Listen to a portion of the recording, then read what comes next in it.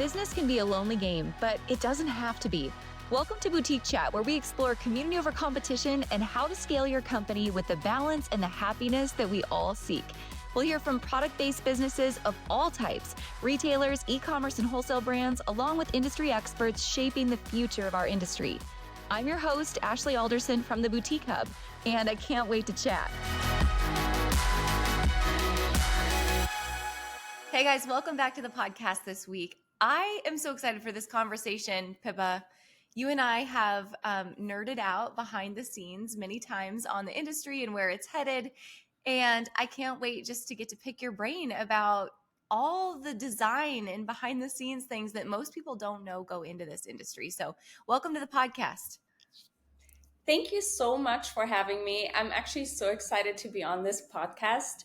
I was really looking forward to it, to just, talk about the industry, answer all your questions. I think there's so much misconception about things. And also what really goes into a garment is so underappreciated. And once you start it on your own, you really will know what goes into that, So I hope we get a chance to talk about that. Absolutely, we will. Well, let's get started here. Take me back to how you got started in the industry. What led you here? I know you have some family history that plays into it. So bring me up to speed until this point in time. Yeah, so I make a long story short because I was born and raised in Germany, and I graduated when I was 19, and I had a year between university and college. And I got the opportunity to come to America because I had some extended family here, and it was a German American family. And so they wanted me to talk German to the kids. And then in order to stay in America, I had to go to college for a student visa. So I thought to myself, so what am I going to study?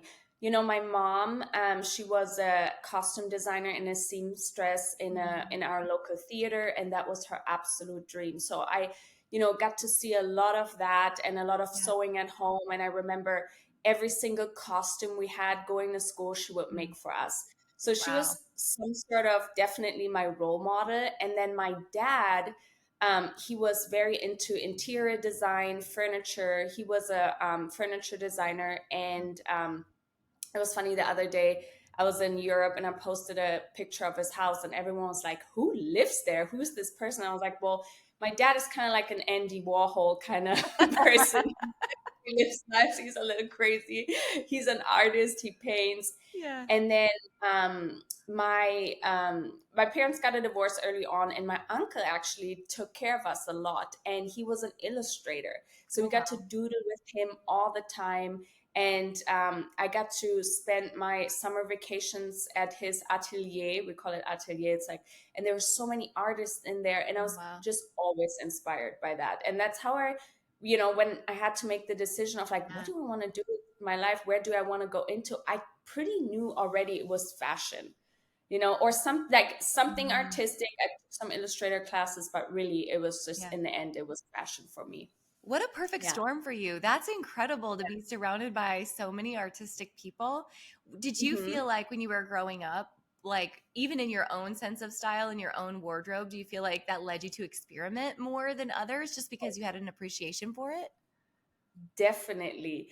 I mean, if you would ask my mom, there's pictures of me at home. I would always wanted to wear the same skirt or the same hat. And I was always into it somehow, and my mom actually made her own clothes still to this day. And that really inspired me too, Yeah. That's incredible. So Yeah. when you decided, right? So then you started to go to fashion school. You went to a couple different schools, if I remember right. Tell me about that. Yeah. And then your first jobs out of school as well. Yeah. So, when I became an au pair here, I started at Santa Monica College, and I had a actually really great program for fashion design. It was fashion design and merchandising, actually. So both. Perfect. So I finished after 4 years. I took my time because also, me and the family got along great. They were like, well, how can we keep you a little longer? So I just studied 2 semesters a year, the long one, spring, fall. And then by the 4th year, I was done. So the question came around, like, how do you keep your visa? I tried actually California State University. I hated their fashion program. Don't go there. It was nothing hands-on. Like it was so far off. And now that I work in the industry, I was just like, what was I doing there? So that's why I left early. Anyways, my dream was always to go to New York. And it's my mom talks about this to this day. I was like 6 years old. I drew this picture of the Statue of Liberty, a little hamburger on the side, and something else. So that was my idea of America. But I always had this dream of like New York is the fashion capital, and one day I want to go. Mhm. So my visa expired. I actually landed back at home in Germany. I was super depressed. I was like, my dream just popped. I never got to work Yeah. in the industry. I just did all this for what? Nothing. And I actually just quickly in between, I lived in Switzerland for a year. I was doing an internship there in the fashion industry. I worked for this tiny little boutique and they had some vintage stuff. And then I worked in a restaurant to save up for college. So I finally got accepted to New York. And yeah, so my mom, in Germany, I come from such a village. So she had pretty much no money and she gave me everything she had. And she was like, the best investment I could do is for my kids. And I still have goosebumps talking about this. And she gave me, I think back then, 20,000 euros. And my semester itself at FIT was like 8,000 a semester. And I was like, well, how long will this last me? So anyways, I had this dream, I had this Yeah. mission. I was like, I want to accomplish this mission. And I wanted to do it for my mom and of course for myself too. But I absolutely enjoyed my time there. I learned so much. I got to intern for Mhm. Michael Kors. Then when I graduated, I got you have to take this OPT, so you work in the industry for a year. I got to work Mhm. at Theory and Helmut Lang. I learned a lot there, but it was very, when you work for someone big in the industry, you have a very small role. So you don't Yeah. really get to see everything. You're just like, this is your little job. You're doing tech packs all day, and that's that. And I got to go to a few fittings, but that was it. Um, that year went by really fast. And then I moved back to Los Angeles in 2014 because back in the day, me and my husband already had started dating, and then I had to leave. And then, he contacted me back while I was living in New York. So I moved back. 2014, I was back in LA. And I remember I interviewed for Sam. Sam is now my Mhm. business partner, and we go way back. It's been now 10 years. And I started to work for him as an assistant designer actually, I worked for him domestic. So we had an in-house team there. Um, we had a 40,000 square foot warehouse. We had our pattern room. We had our sample sewers. We had fabrics everywhere. And here I am. I was like, wow, I get to do this. I get to design. So from quickly being an assistant designer, he's like, okay, so we are doing. Sam is the biggest dreamer, and Mhm. he gets it done. So he was like, so we're gonna have all these lines. I want you to take on this line. I feel like you would fit in perfectly. It was called Etheria, and it was more like the modern contemporary one. And then also on top of that, he was like, well, this is how you do production. I was like, wait a minute. I thought, what I learned from Theory and Helmut Lang, you have like a production department, you have a fabric department, you have a department for everything. No, no, no. He was like, this is how you do it. He taught us, but then he let us run with it. And that's the best thing he could have Yeah. ever done for me, because I was first afraid. I was just like, is he crazy? He lets me do this? Like I remember we got an order for A little bit. bags for, let's say, yeah, yeah. It takes a little bit of craziness actually to be in this industry, right? So will never forget, we had this order. It was like 250,000 pieces for TJ Maxx. And he's like, so this is how you calculate your fabric based on this pattern. So you calculate the yield. And I was like, wait, you let me order this fabric right now? Like, what? So I got to really learn the ins and outs. And then I did the domestic part of it, I did the import part of it. And then uh, um, soon after, we started just like more brands, and we opened up an office in China because we realized that once you go to a factory and you, let's say in the wholesale world, you produce a lot of samples because you want to see what sells. So you take them to a show, you get a count on it, and then you see, well, do we drop this style or do we move forward with it? Have we created a bestseller here? And once you have, you go to your factory and you start asking them to make samples, they're expecting an order. And you want to make sure you're not losing your relationships because they're like, wait a second, we put in so much work into, let's say 15, or let's say a total of really 50, 60 samples a month. And then you just move forward with maybe 30. They're like, this is a waste of our time. Um, and you want to make sure you have great relationships. So we started having our own China office, and that helped a lot with, and we still have it there. We have a sample room there. They're excellent at sourcing because we trained them to a point where like they knew exactly what they were looking for in terms of fabrication.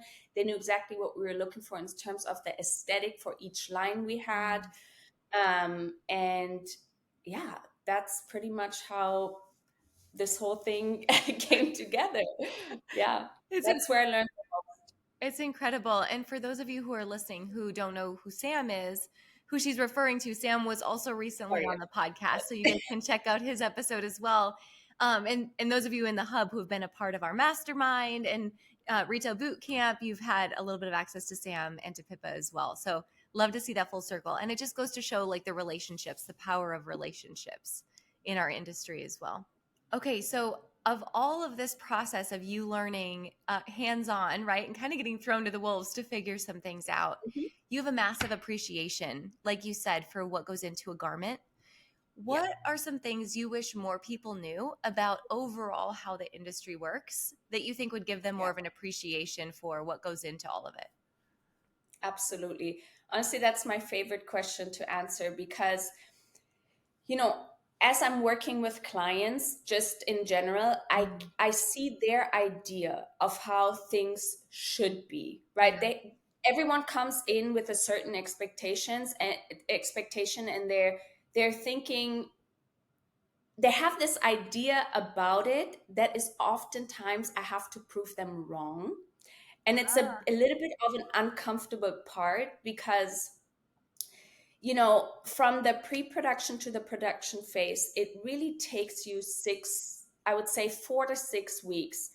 And just that understanding that it takes that long, they don't know why, and they might think, well, is she slow, or how is that? But there is so much that goes into it. I have to send the sample. I spec the sample, which is the measuring part of the sample, before I send it to China, if we do have a reference sample. If not, we have to create this tech pack. That tech pack is super detailed. It's your blueprint that will run you through the entire production part. So there can be nothing wrong there, So, and then once it goes into production, it really, you really have, I would say, 3 to 4 samples. I would say 2 PP samples, if everything goes great, and your top of production sample. But even that, sometimes they don't understand, why do you have that many samples? And then it could also be that sometimes they're overly giving comments. They're finding every single meticulous measurement that needs to be fixed that doesn't really need to be. I mean, there's ways to say like, hey, we can improve this with comments. But because they don't have the relationship or the trust behind that it will go right, they're just over commenting on things, and then it takes longer. But then they're also not taking in consideration that every time they ask for a new sample, it will add on 3 to 4 weeks. So if you're on a tight timeline, how are you going to finish your production, or especially if you have already sold that style and you're just doing the finishes and getting this into production, you're running late. And so I actually recently, besides from, that we did the course together, which Yeah. is so incredible because we got to pass on all the knowledge we gathered. Or, Sam has been in the industry way longer. He has made way more mistakes. I was just there to witness and learn from him. And then all the successes he had, Yeah. but just the appreciation of what goes into this process. And what the Mhm. cost that a garment costs to make, the time you're investing in it. um Yeah. yeah, there's sort of an under appreciation and a weird expectations about things. So I Yeah. started learning from my clients, because I wrote down pretty much when they came back to me with questions. I wrote it down, and I almost wrote like a handbook for them that will answer all the question of why things can happen. Mhm. And production is like such a it's such a process. It's no linear line. There is so many ups and downs. The most Mm. unexpected things are happening, Yeah. and in the end you just see that product on a hanger. You don't know what goes into it. Yeah, Yeah. there's definitely a misconception that fast fashion, that it's so fast. And so Yes. when you're somebody who comes in on the other side, whether you've been a retailer or you're developing a brand, whatever, and you think it's going to happen fast for you too, I mean, there's a lot of slow that goes into it to make it look fast at the end of the day. Exactly. So Exactly. something you mentioned, and I'll link this up in the show notes for you guys in case you aren't aware, but Sam and Pippa and myself put together a masterclass all about apparel production. And this is really whether you're just trying to have a greater understanding and appreciation for the industry to make you a better business owner, or whether you're looking to do some private label work, or you're deciding like, is white labeling and then doing some private cuts with an existing vendor right for me? Or am I ready to go create my own capsule collection? We try to, pack all the details in so you guys can learn from everyone's collective knowledge. But I do specifically want to speak to that question, Pippa. You and I talk about this a lot. If Yeah. let's say I'm an influencer and I'm wanting to create a brand, or I'm a retailer, with a pretty substantial customer base and I'm looking to create my own pieces. How do you think the decision is made of when do I private label versus when do I go to a vendor I have an existing relationship with and ask them to do a few cuts for me, versus when do I go all in and say, okay, I'm going to work with Sam and Pippa and create all of my own pieces for a capsule collection? How do I make those determinations? Yeah, I feel like you will know once you know the risk you want to take, because Mm, starting your own brand is very it's very risky. There's a lot of money that goes into it, right? So yeah. I would, for somebody that doesn't have the entire background and knowledge yet of how to create a brand, I would say, why not starting with white labeling? You're going to be the buyer of your own. I would say, when I go shop, for example, I know exactly what I'm looking for, right? I'm the buyer of my closet, of course. Yeah. So if you have a certain style and you know your target customer who you're buying for, but you don't want to dive into the absolute deep risk of doing your own production because there is a lot of mistakes that can happen along the way, Hmm. then I would definitely say you're the candidate that should first try out working with buying and then white labeling it, Hmm. and see how that sells to your target customer. Like, do test runs of styles of, am I targeting the right group? Start with that. You don't have to dive in this deep and do your own production. And then if you've done that and now you have built relationships with your vendors because you bought from your vendors, you're white labeling, then I would say, slowly dive into contacting your vendor and say, hey, could you produce this style for me? Can I piggyback on your order? Is it possible that you could produce this style for me in a different color or in a different print. I realized that would be better for my target customer. Yeah. Yeah, so I feel like it's, and then, if you're fully ready and you have done all that, you've experienced the white labeling, the working with your vendor, and then you're saying, you know what, I think now I'm ready to dive in this deep that I want to do my own production. That's when you would either come to us or you would get our course, because then you would understand. But overall, I would always say knowledge is key. Knowledge is wealth and knowledge is power. So whether you are unsure if you even want to start production, you should still take this course to find out what really goes into this, if that means you're ready to do this, or not. Yeah. And then you're like, you know what, that seems so overwhelming for me. I don't think I can handle all these tasks that go into it. And that's out of this necessity of, I understood that fear of people of starting their own brand, and thinking, I need to hire a designer, I need to hire a fit technician, I need to hire fit models, I need to hire a production person, I need to hire, like this whole overhead thinking of who you need because you don't have the knowledge yet. That's kind of why I created creative culture consulting, because I caught myself one time, myself, where it was like I was fresh out of school and I was like, man, my biggest dream would to have my line one day. And then, but the thought to, where do I get my garments made? How do I do it? I feel like when you come out of school, you have a basic understanding, but then, when I really was on the job, that's where I absolutely learned. And that's exactly what it was for me, where I was like, here is something where I can help somebody else. And I enjoy that so much. Like, it's like so passionate for me, because I see how I can, people come with a vision and an idea, and when they see their first sample, their eyes are glowing like it's something that it's Christmas, and then they're really like, they're saying, this is my baby, this brand is my baby, and that's how I take care of them. I really teach them along the way, and I do a lot of hand holding, because I think it's so necessary to do that. Yeah, it's just, it's been great so far. Honestly, I really enjoy it, and the teaching aspect, I think, is a much better approach for me than working just for a brand, because it can be so tiring to create. I would say we had to do 60 designs a month, and that can be can burn you out. That's a lot.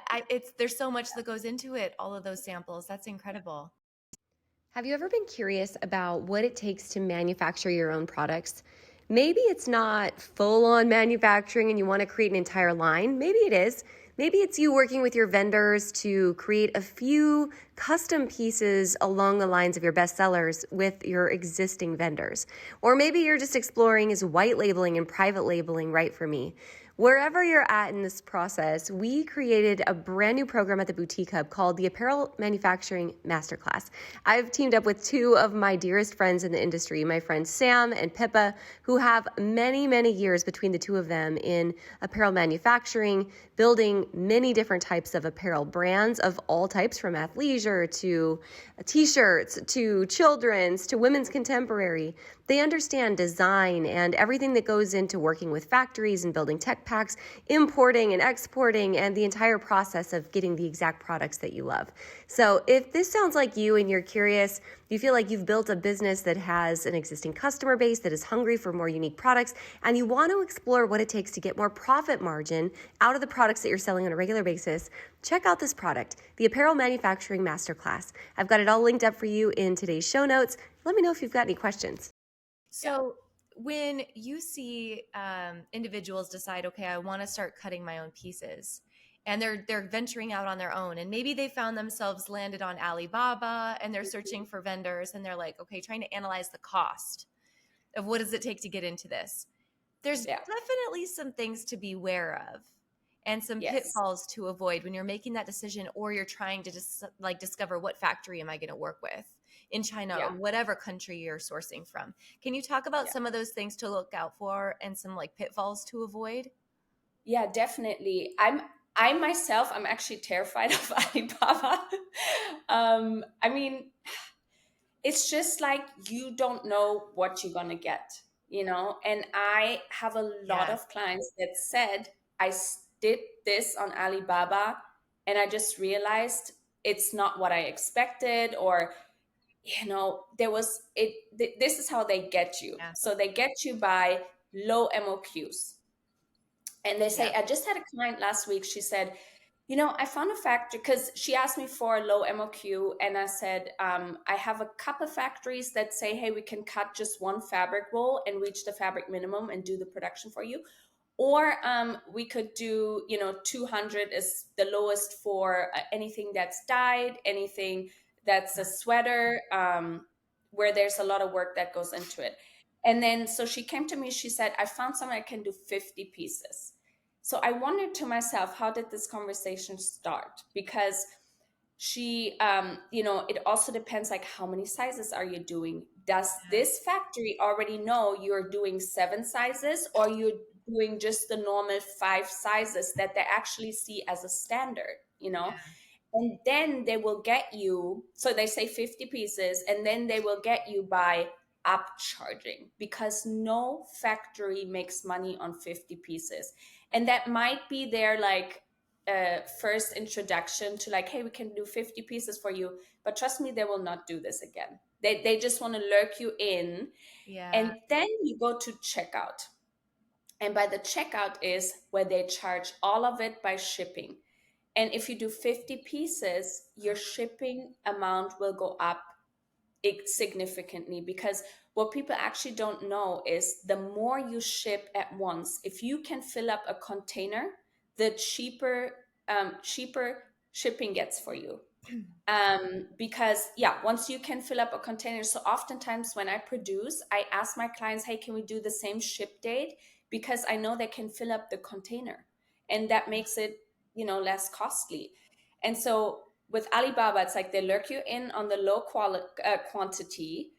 First of all, you've never done anything with them, so I highly suggest, if you want to try this, like, ask for samples, ask for references, ask for who they have worked with before, and ask them to send you samples, you know. Mm-hmm. And then also make sure you're negotiating that you're doing 7 sizes instead of 5, because then slowly they're starting to, oh, okay, 7 sizes, well, that's then 100, because we can only do 50 with 4 or 5 sizes for you.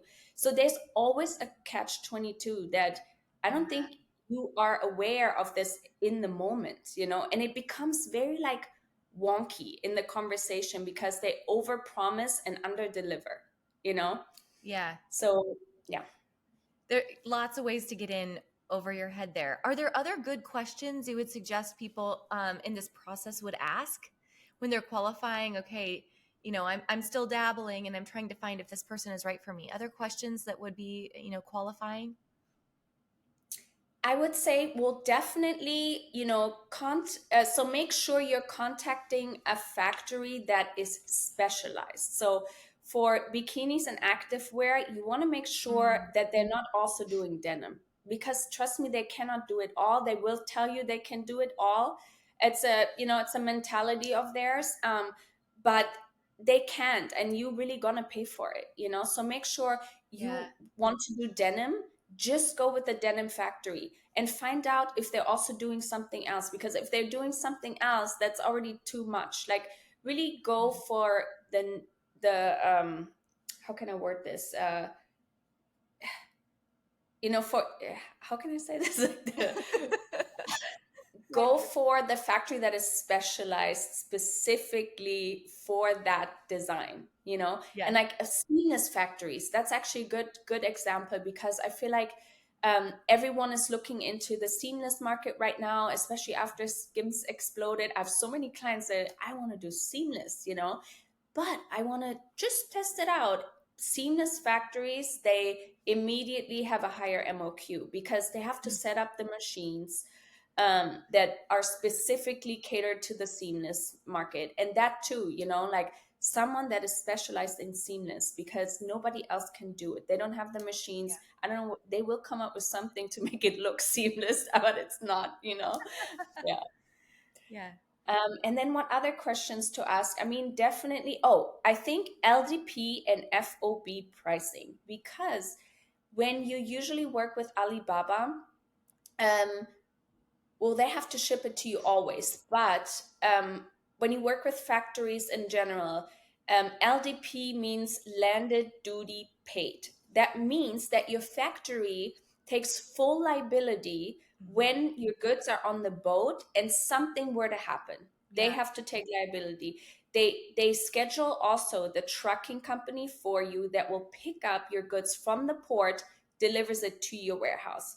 If you do FOB and you do it, that means they give you a lower cost, but then you have to take care of your entire shipping, which means also, how do you do clear customs? How do how do you organize that someone is picking up your goods from the port? Like, how do you put all the little logistics pieces together?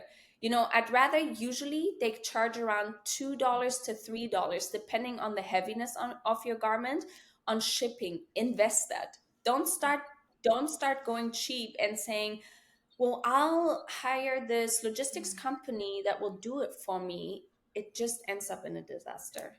So just go straight with, ask them. If they say FOB, say, can you please offer LDP for me? I'd rather pay $2 to $3 more on the piece, and I know these goods are getting to my warehouse safely, Yeah. So important. That could be a huge disaster for somebody not knowing that. Disaster. Yeah. And if anyone is listening and you're like, what are these acronyms? These are all new acronyms for me, because they were for me too when we first started working together. We have a free download. So I'm going to link that up in our show notes, Pippa, of all of the apparel production key terms. So if you guys want access to that, it's free. We'll link it up and you guys can learn more about all those terms as well. So really the two main reasons you would want to create your own pieces at the end of the day are higher quality pieces and to really increase profitability in your business. Any tips for those listening if they're dabbling in this process of how they can achieve both of those things to really achieve higher quality and to achieve a higher margin and more profitability at the end of the day? Yeah. I mean, in the end of the day, to achieve higher profitability, you kind of do have to cut out the middleman, right? And you also have to make sure, of course, is this profitable to my business? Do I have already an established client base that would buy this? Let's say you want to go and say, like, I want to create a small capsule collection. I'm a boutique owner and I want to set myself apart from other boutiques. So I'm gonna, start my own label. It's called something something boutique, the exclusive or something, But just make sure you are hiring somebody along the way, And if, let's say, you can afford our service to do the production for you, you can always hire us as consultants, or just, take the course, because it has so much knowledge in this course.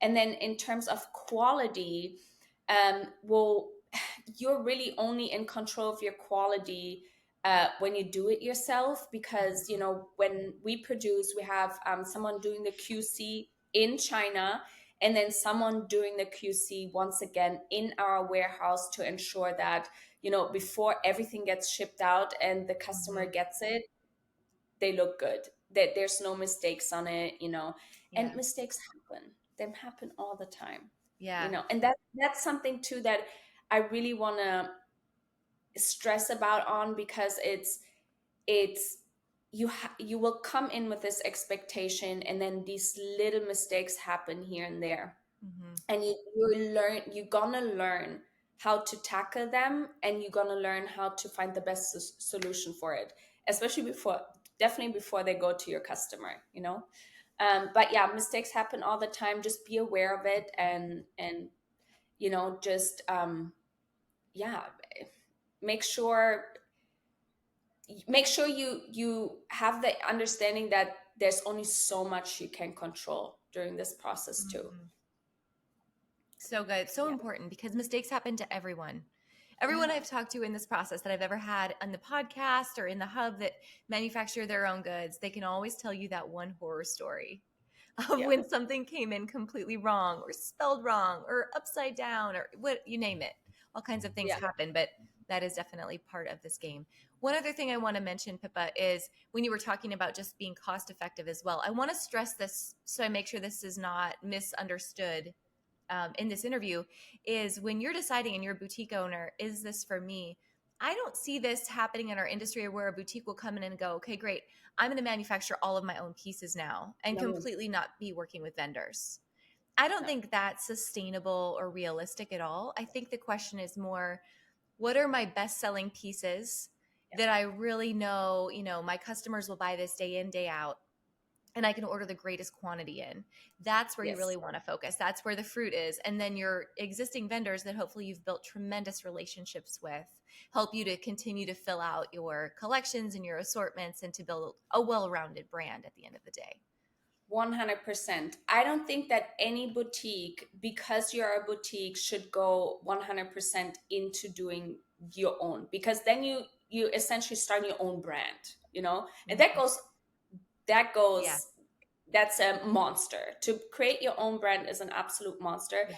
And I feel like the beauty of having the boutique is that you can, you're your own shopper, your own buyer, and you can have some sort of, you can also be a little bit of the designer here, because you know your client base, and that's the beauty of it. And Yeah. using both, utilizing both references, right? Like your Yeah. vendors, they're there because they have the designer, and you're picking from them because you know you can sell it, and you know your customers looking for it. So I would never say just wipe out your vendors and just do it all yourself. Yeah. Absolutely. The Absolutely. beauty of the boutique industry, I think, is that you can do both. You do both, and you have the versatility in this. Yeah, absolutely. Yeah. Okay, I have a couple quick designer questions for you. So, from your vantage point, what is your favorite fabric to work with that you just admire? Like, it might not be the easiest, but it's a fabric that you just personally love the most. Fabric. I think a good rayon modal jersey, I feel like, goes a long way. You could create beautiful dresses, and something that's very body hugging and body Mhm. conscious, but you could also use it more in terms of loungewear, and having a little bit of an oversized, but it feels so soft, and it's body hugging and comforting, and it's Mhm. relatively cheap. And I feel like you can really create some beautiful pieces either way, whether it's loungewear, whether it's more the body hugging piece. And yeah, again, like it's a low cost fabric. I feel like that one is good. Okay, There's just next. so much good stuff out there, but that one I think is my favorite. Yeah. Okay, what is your favorite? I'll say like favorite and most challenging type of embellishment. I would say embroidery. I Mm, love embroidery. We do, whether you do embroidery for embellishing a top. By mm, the way, I would definitely go to India for that. They're incredible for that, embroidery, beading, all that. But a lot of times too, we do hats or just T-shirts with a tiny little logo. Um, yeah. I love embroidery. Most challenging? Did you say challenging? Yeah, most challenging. I want your favorite and your most challenging. My most challenging. I feel like, to be honest, everything in activewear and like the nylon spandex, where it has to be so on point with the fit, Mm, and you have to place the seams in a certain way that they're not uncomfortable in places. yeah, It's definitely a challenge, doing that. Yeah, yeah. perfect. Favorite garment to design, period. I think dresses. I think Dresses. dresses. Yeah, I feel like, you could turn, first, there's so much versatility in it. Like any top I can see, I was like, oh, you could make this also into a dress. And that's how you kind of design Yeah. collections because, okay, you see the Mhm. top and you're like, okay, so I have this base. I already have an idea of this design. So I could also turn this into a dress. And you could make it long Uh, sleeve, short sleeve, maxi dress, midi dress, uh, mini dress, so versatile. yeah. So that's why I think I love the dress. Yeah. Perfect. All right. Last question. What is a brand or brands that you admire most for their level of design and the detail that goes into their design? So if you see this brand, you're just like, oh, I have to go touch it and feel it because I just know their work is incredible and you really admire it. Yeah. I would probably divide that into some categories because, like, for an athleisure wear brand, Mhm. I used to have my own athleisure wear brand with Sam actually. Yeah. It was honestly the most incredible experience I've had. Just to give a quick background, but we landed the first order for I think $250,000 for with Anthropology, and we were at the Grove here in Hollywood, and then online.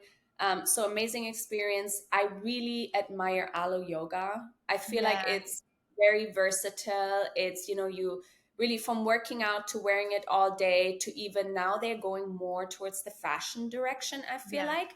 And it's like simple pieces, dressing up and down. And yeah, so that, and in terms of quality, I think that's what I also personally wear the most when I work out or just hang out at home, Yeah.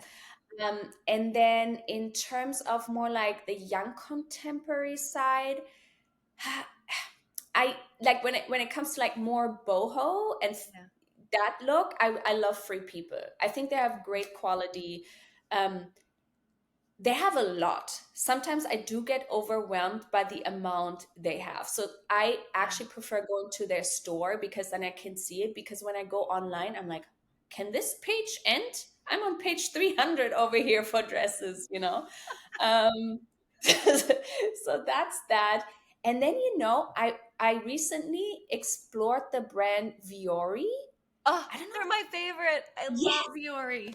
And Yeah. so their fit is absolutely Yeah. incredible, but that actually goes back to more the athleisure side of things.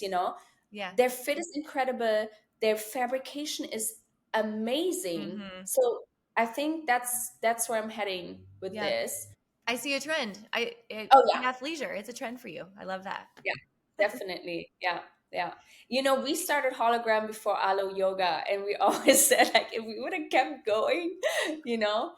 But yeah, an experience to learn from is we started hologram and we sold to Anthropology, and then we were so proud of this line. We showed it to all the buyers, and one of these buyers was like TJ Maxx.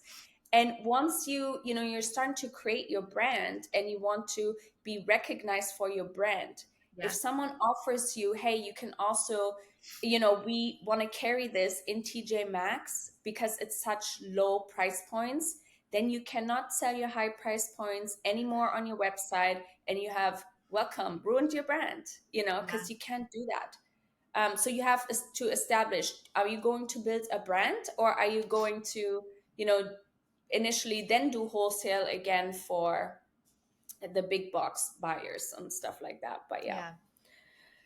yeah, So there's so many much different to cover. It's angles like that we don't even know insane. exist in this industry. This is incredible. Thank you for taking us behind the scenes today. I mean, if you didn't get a greater appreciation for this industry after listening to this, wow, there's always something to learn. I can firsthand attest. I've learned so much from you and Sam. I'm so grateful for you Oh, both. thank you. Here in the hub, I know so many of us are. So, Pippa, thanks for your time today. We will be seeing you around in person, I'm sure, very soon, but can't wait to see what comes Yeah. next. Thank you so much for having me. And I'm looking forward to the masterminds and, just being around, pick my brain for questions. And I'm always here to help. Yeah. Love it. It was Thanks so good much. talking to you. Bye. Thanks for listening, guys. I hope you took away all kinds of nuggets and new ideas from this week's episode. Don't forget to subscribe and leave a rating and review. We love to hear your feedback and give you a chance to be featured on the show each and every week. For more information on our spirit of community over competition and to access guest downloads and bonuses and all the resources we talked about on the show, head on over to theboutiquehub.com and join the community. We'll see you next week.